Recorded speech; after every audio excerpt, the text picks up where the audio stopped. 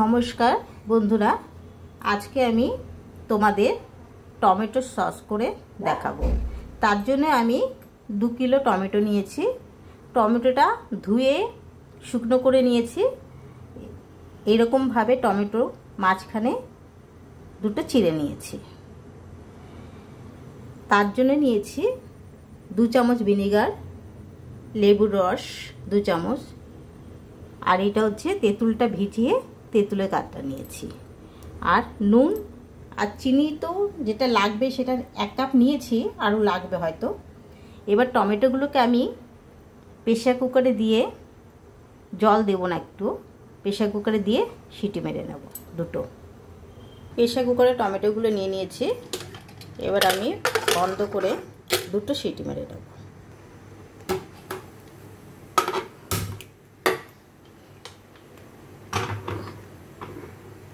এবার দুটো সিটির জন্য আমি ওয়েট করছি।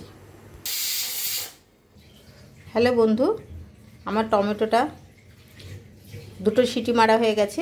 আমি এটা মিক্সারে নিয়ে নিয়েছি, জলটা সাইড করে দিয়েছি। এবার এটাকে আমি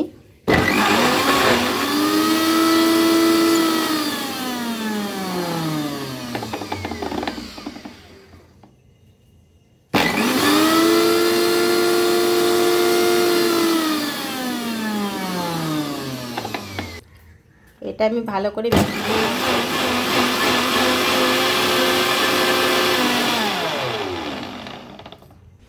এবার আমি এটা ভালো করে একটা জারে ঢেলে, জার থেকে ঢেলে নিয়ে এটাকে আমি ছাঁকনিতে ভালো করে ছেঁকে নেব।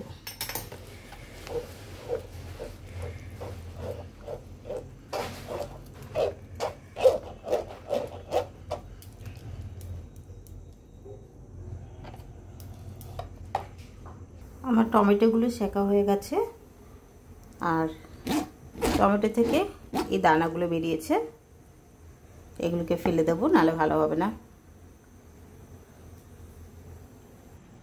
আমার কড়াইটা গরম হয়ে গেছে, আমি কাপটা মেপে কতটা হয়েছে দেখে দিচ্ছি।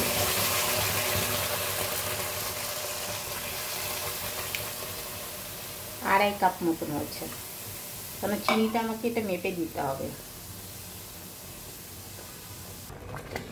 এটাকে আমি ভালো করে ফুটিয়ে নেব।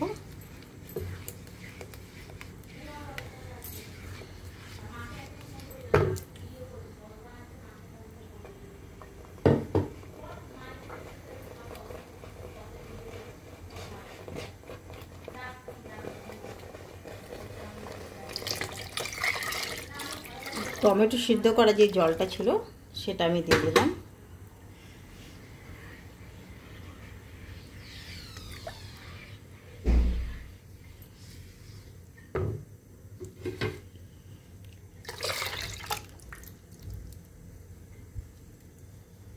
এবার এটা আমি ফোটাবো। বন্ধু, এই কাপটা মেপে আমি 2 কাপ চিনি দেবো। 1 কাপ, আর এখানে 1 কাপ আগে মেপে রেখেছিলাম সেটা।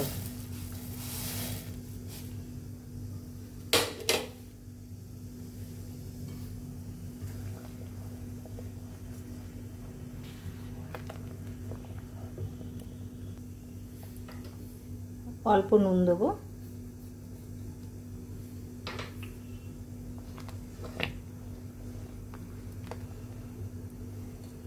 আর তেঁতুলে যে এটা রেখেছিলাম সেটা এখানে মিক্সড করব।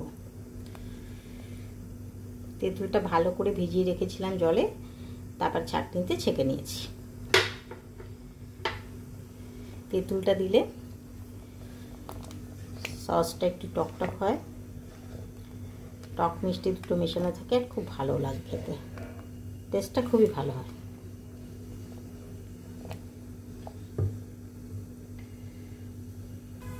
এখানে আমি ভিনেগারটা অ্যাড করলাম। ভিনেগারটা দিলে কি সসটা যতদিন খুশি রাখা যাবে, খারাপও হবে না, কিছু হবে না, কেন আমি গত বছরের সস আমার এখনও রয়েছে।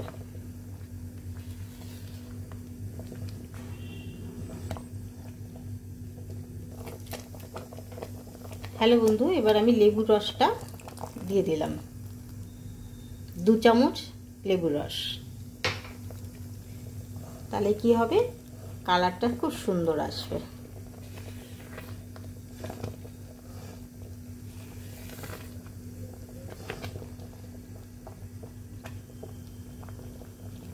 এখনো ফুটবে, পরে দেখিয়ে দিচ্ছি। সসটা খুব ফোটে তো, আপনারা একটা ঢাকনা দিয়ে করবেন। আর আমি একটু কড়াইটা বড় নিয়েছি বলে আমার অতটা প্রবলেম হচ্ছে না, খুব টকবক করে ফুটে ফুটে ফুটে গায়ে ছিটে আসে। প্রায় হয়ে এসছে আমার সসটা। আমি দেখাবো এরপরে যে সসটা পুরোপুরি হয়েছে কিনা, তার জন্য একটু প্লেটে নিতে হবে আমাকে, নিয়ে দেখিয়ে দেবো। আমি এবার চেক করব বন্ধু, তার জন্য আমি একটু সস নিয়ে নিলাম, নিয়ে একটা প্লেটে একটু ড্রপ দিলাম।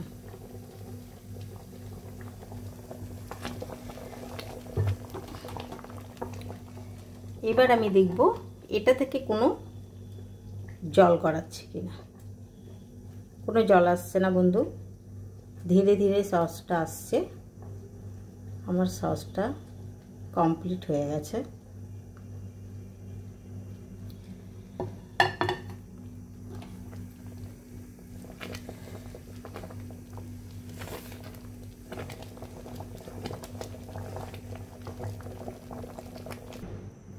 আবার একবার চেক করছি বন্ধুরা, কোনো জল নেই, একদম ঠিকঠাকভাবে করে আসছে। তো আমার সসটা কমপ্লিট হয়ে গেছে। এটা ঠান্ডা হয়ে গেলে তারপর আমি সার্ভ করব।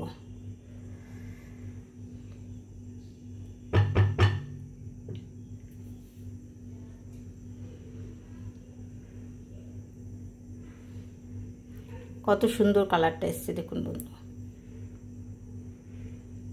আমার সস কমপ্লিট, ঠান্ডা হয়ে গেলে সার্ভ করে দেখাবো। আমার সসটা হয়ে গেছে বন্ধুরা। আমি সসটা একটা বাটিতে ঢেলে নিচ্ছি।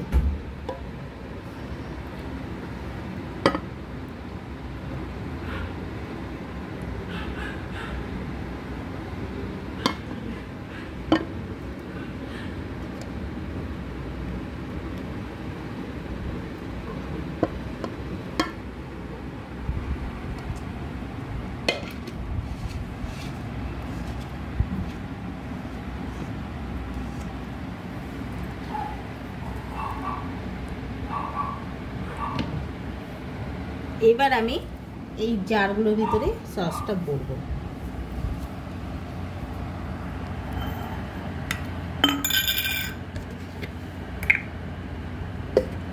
সসটা ভরার জন্য আমি একটা কন্টেনার নিয়ে নিয়েছি, যাতে আমার ঢালতে সুবিধা হয়।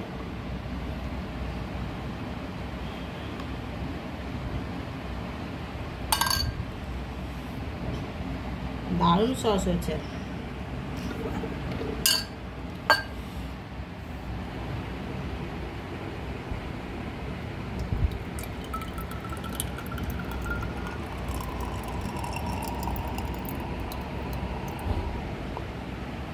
এভাবে ঢেলে আমি ভর্তি করবো।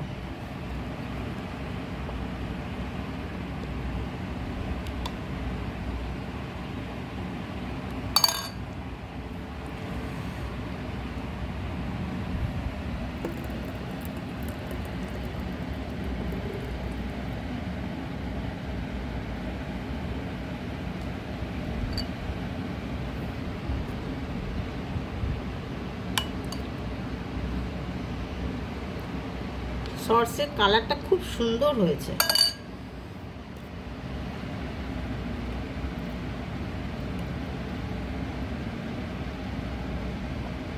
বোতলগুলো ভালো করে ধুয়ে গরম জলে ফুটিয়ে নেবেন। বোতলে যেন কোনো জল না থাকে, কোনো কিছু না থাকে, তারপরে সসগুলো বোতলে ঢালবেন। পুরো 1 বছর আপনারা ঘরে রেখে খেতে পারবেন।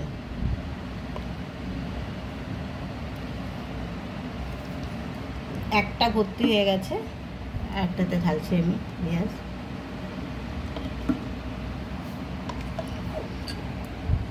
পড়ে যাবে কি?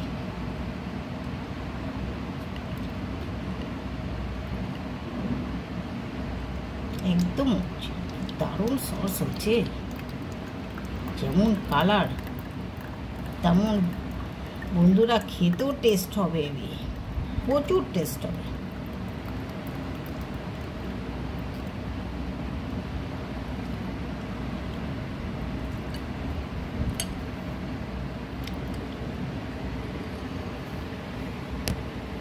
হ্যালো বন্ধুরা, আমার সসটা কমপ্লিট হয়ে গেছে, আমি বোতলে ঢেলে নিয়েছি। এই সসটা আপনারা ঘরে 1 বছর পর্যন্ত রাখতে পারবেন, আর এটা ফ্রিজে না রাখলেও চলবে, এমনিই রাখতে পারবেন, কিছুই হবে না। আমি এবার ঢাকনাটাকে আটকে দেবো।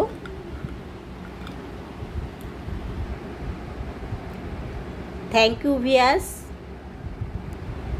যদি আমার সস বানানোটা যদি আপনাদের ভালো লেগে থাকে তাহলে লাইক করবেন, সাবস্ক্রাইব করবেন, কমেন্ট করবেন। থ্যাংক ইউ, ধন্যবাদ।